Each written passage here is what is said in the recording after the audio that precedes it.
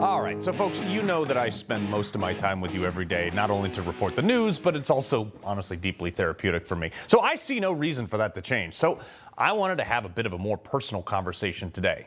We see staggering statistics like this. 22 veterans a day killing themselves, and in large part because the VA is failing them. They have been for years. In 2016, there were multiple reports of veterans calling the suicide hotline, being put on hold, hung up on, or sent to voicemail. I mean, this is still going on. We all remember the VA, the waiting lists that were most predominantly and famously, or infamously, in Phoenix, Arizona, where veterans were dying on secret waiting lists. And today, it's still not fixed. This is a current article that the VA emergency line is, quote, overwhelmed by volume of contacts and disruptive callers. I had to take a deep breath when I read this because, I'm dealing with this currently. And when I see a headline like that, it makes me want to be a disruptive caller. So Doug Collins, who I genuinely believe, he's a great guy. He is really trying to fix this system. And he was on the show recently, and he talked about this. The VA has had issues, and there's some people who may have had issues, but we're there for you. You've earned the benefit. So go use it. And if you've not been a good experience before, all I'm saying is I'm bringing a new culture. Go and experience and let me know what we can do to do it better.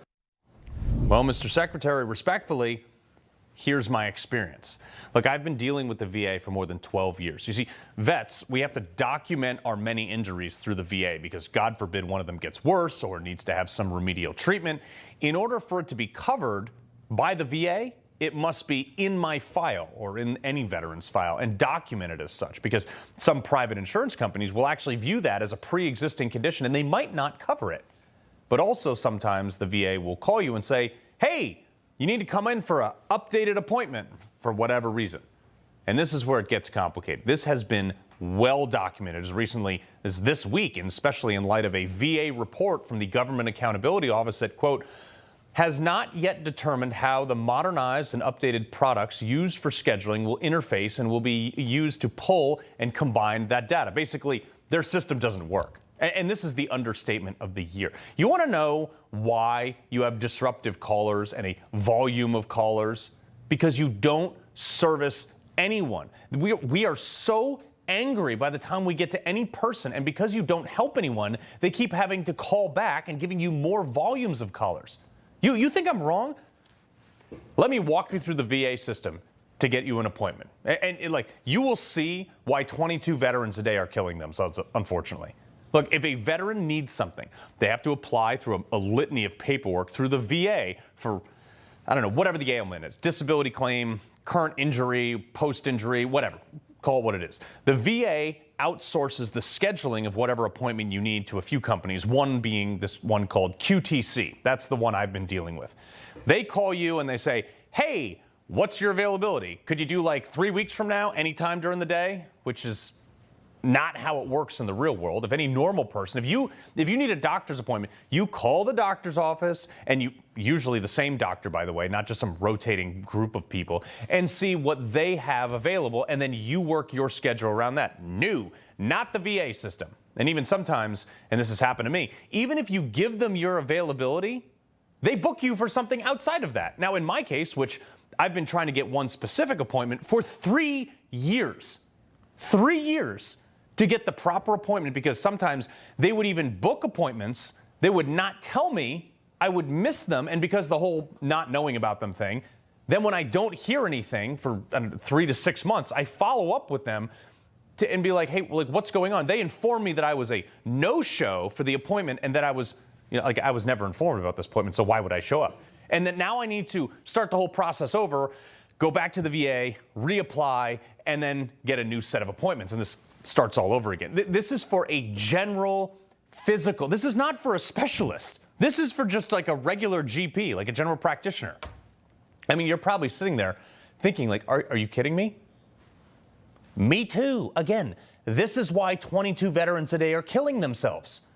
So I'm fortunate enough to know Doug Collins, the Secretary of the VA. I know him pretty well. So I mentioned how much of a disaster the system was and how I go through this process all the time the last time I saw him. And he said, let me look into it, okay? Which I was reluctant to accept because not every vet, sometimes a lot of them have conditions far worse than mine. They don't have a connection like that. So, but I guess Doug sent a note to look into it, and all of a sudden, I'm getting a litany of calls. I mean, none of them are helpful, but at least they're calling me to tell me that I can't get an appointment. So, because I really don't think many folks believe how bad this service is, I last night while I was dealing with this, I recorded it. I mean, after all, the call starts with a legal disclaimer from them that it may be recorded for quality assurance purposes. Oh, I'm about to show you how much the quality sucks, okay? I was trying to schedule an appointment because they had scheduled one in a different location than they had originally told me it was scheduled. And I couldn't travel to the new location because it was too far away and massively inconvenient. How far away is my location from the one you just said? Okay, it looks like it's 124.50 miles. Oh, But we have 120 other locations as well. Okay, so 100. You were going to send me to something 124 miles away. You see how that would be a little bit ridiculous? Okay. I offered that as an appointment that we have available, and then we also have Kew Gardens in New York. So my options were drive 124 miles to Pennsylvania or drive through 3 hours of traffic at rush hour to get down to JFK Airport. I live in Connecticut. So I asked them, I said, hey, do you have something, I don't know, anything, anywhere in the state of Connecticut? So you're going to tell me you don't have a single appointment in the entire state of Connecticut? I don't see anything available that we could schedule that's close to your area. Okay. The Department of Veterans Affairs, which, by the way, has a VA hospital in New Haven, Connecticut that is huge. They could not find one place to get an appointment for me to see a general physician in the entire state of Connecticut. I mean, do better, guys. So I asked for a supervisor. You can't offer me anything other than maybe I'll get a call back tomorrow? No, what I said was, sir, I can send an email to my supervisor, and she can call you tomorrow.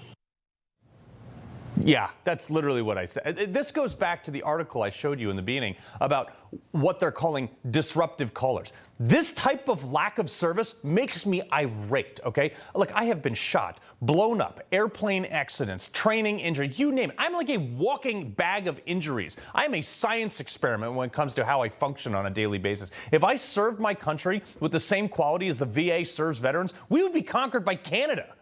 But before I got off the call, I just wanted to make sure, I just wanted to double check I wasn't crazy, that there wasn't a single doctor in the whole 5,500 square miles of the state of Connecticut that could see me on behalf of the VA.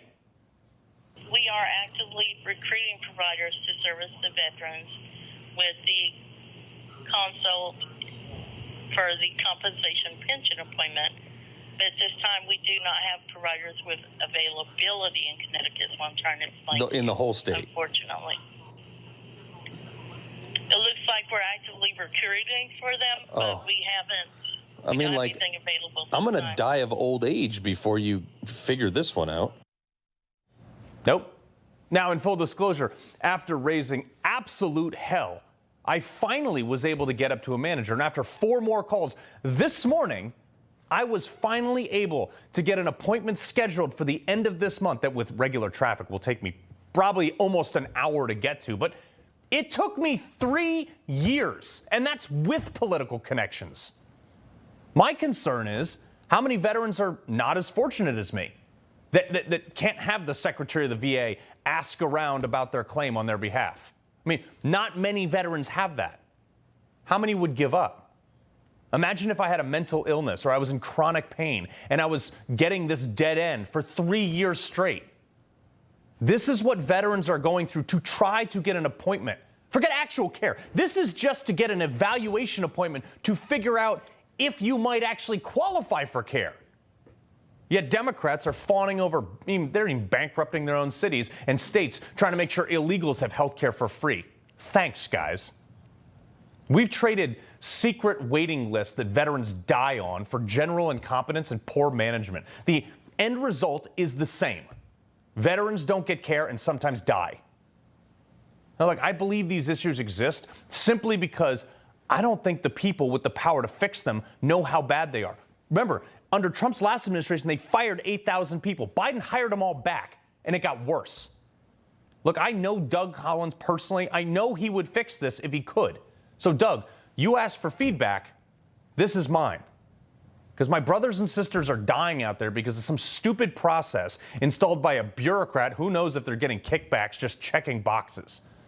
So I'll leave you with the VA mission statement. To fulfill President Lincoln's promise to care for those who have served in our nation's military and for their families, caregivers, and survivors. That sound like care to you?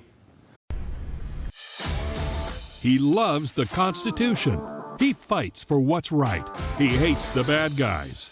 He's a freedom warrior. He's your freedom warrior. Watch Carl Higbie every weekday on Newsmax.